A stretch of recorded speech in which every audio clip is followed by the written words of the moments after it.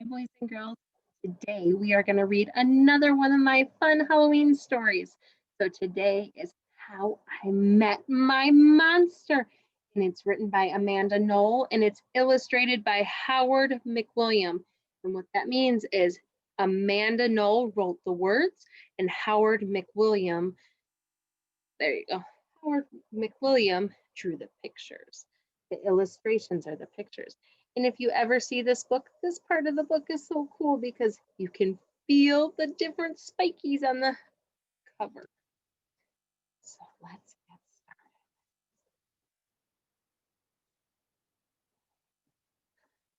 This might be a scary story. Are you ready? All right. I have to turn to be able to read to you. So I hope you can hear me. I'm going to turn this a little bit. All right, ready? One night, when I reached under the bed for my truck, I found this note instead. Monster, meet here for final test, Z. My parents were obviously trying to trick me into staying in my bed.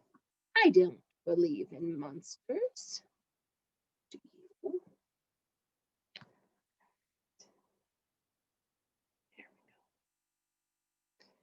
So I crumpled the paper, grabbed my truck, and zipped over to my garbage. I heard some crackling and rumbling, but I wasn't scared. Our house always made noises at night.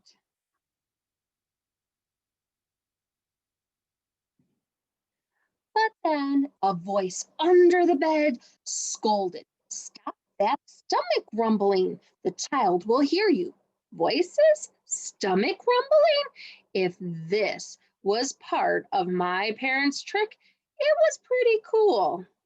I peered into the inky blackness. 5 pairs of eyes blinked back. "See, now he knows we're here," the voices sighed. "One of you has broken monster rule number 1, maintaining the element of surprise." This is no trick, I thought.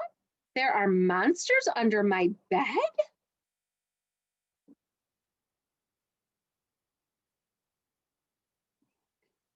Looking at them. A little bit. There you go. A long necked yellow monster slid out, followed by 4 little monsters. Rule number 2.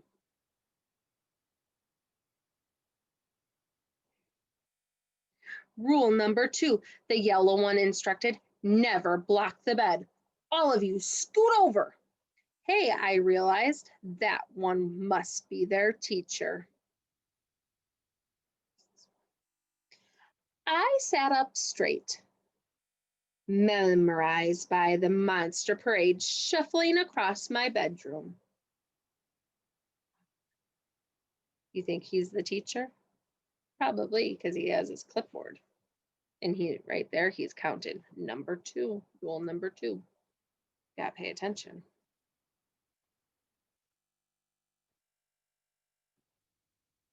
That's better, the teacher monster said. Across to the bed is clear. Now, who knows rule number 3?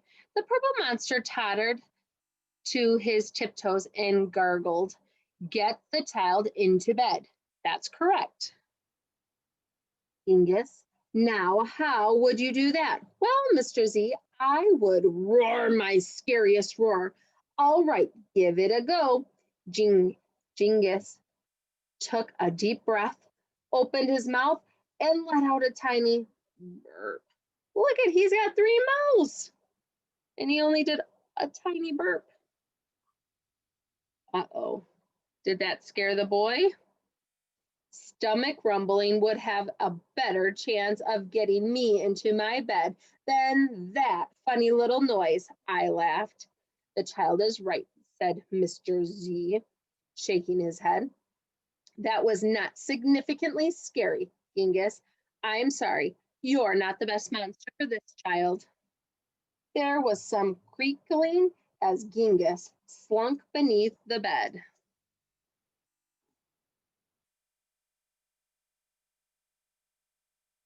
Before I could investigate where Genghis had gone, Mr. Z asked, "Now, who wants to try to get the child into bed?" The orange monster looked at the ceiling and the red monster looked at the floor.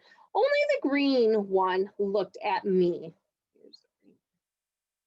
First, he started First, he stared at my toes and started drooling. Then he took a step toward me, and I heard that grumbling noise again. I sprang to my bed so he couldn't get my feet. Mr. Z blinked. Very unconventional, Gabe. Your stomach gurgles seem to be what this child needs. What I needed was to make sure this little Gabe monster didn't eat my toes. All right, you three. The child is now in bed, said Mr. Z. As every monster knows, the ultimate objective is rule number 4. Who can tell me what that is? The orange monster bounced and squeaked. Keep the child in bed until he falls asleep. Correct, Morgan. And how would you accomplish that? Shadow puppets? Shadow puppets, she squeaked again. Gabe whistled through his nose and I snickered, but Mr. Z said, interesting idea. Try it. Morgan hopped on the night table and flailed her arms near my lamp. Silly shadows bobbled onto the wall, and a cloud of fluffy fur tickled my nose. Achoo! Morgan, stop at once, Mr. Z ordered. You're supposed to scare him, not make him sneeze. I'm sorry, but you are not a match either. Morgan's arms flopped to her sides and she scuttled under the bed. There was some more creakling and Morgan was gone. Ooh. After all that sneezing, I realized I needed a tissue. Suddenly, a huge shadow of uncut claws loomed across my room. Awesome, I thought, and kind of scary. I froze in place.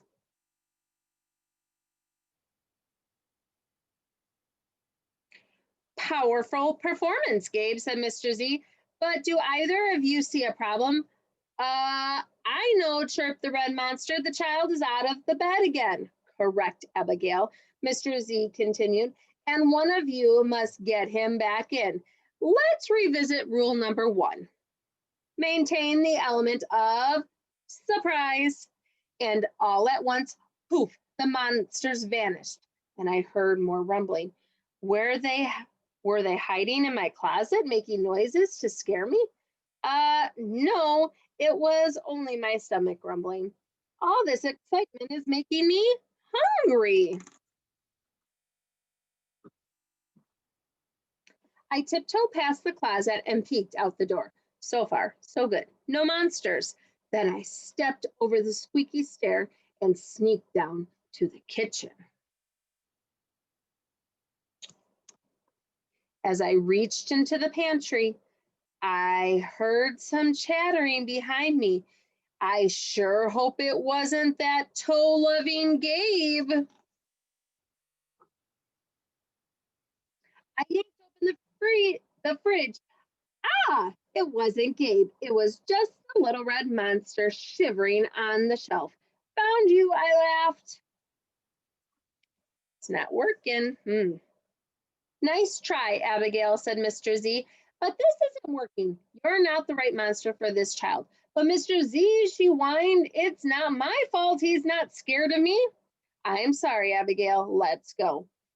Abigail clumped behind Mr. Z. When I heard the creaking, I knew she was gone. I grabbed some crackers and headed upstairs, wondering if Gabe was gone too. Is he gone? I munched all the way down the hall, then went into the bathroom to brush my teeth again. What's happening? When I opened the door a minute later, Gabe was definitely not gone. He was right there and he was huge.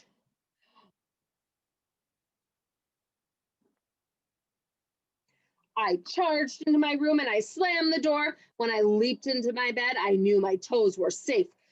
Phew!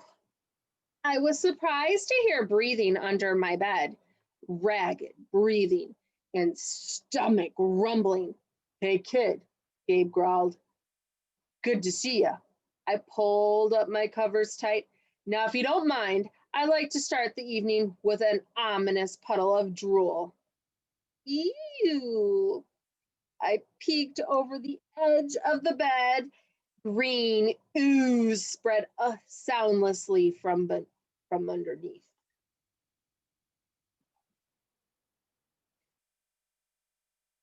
Then the bed quivered as Gabe unfurled his spiky tail. Well, this looks quite promising, said Mr. Z. When I heard some more crackling, I knew Mr. Z was gone. I was alone with Gabe. How does he look?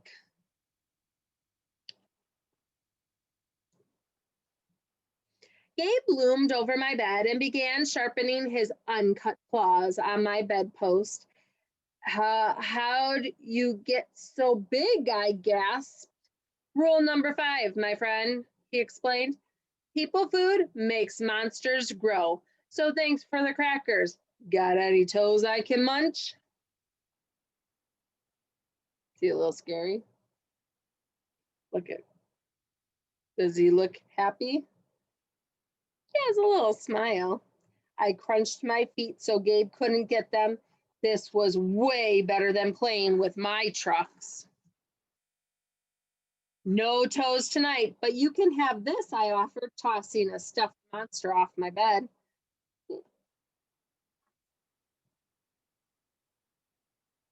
Gabe dove for it. His soft, comforting snores filled the room as he snuffled the toy. I shivered. See, look, sniffing it. Kid, I think this is the beginning of a beautiful relationship. No other monster can scare me like you, I giggled. So even though he's scared of him, he's still happy that he's under his bed. Gabe was the monster for me. His snores and ooze were perfect. I yawned, then shivered again. I was asleep in no time. The end. See? The little monsters.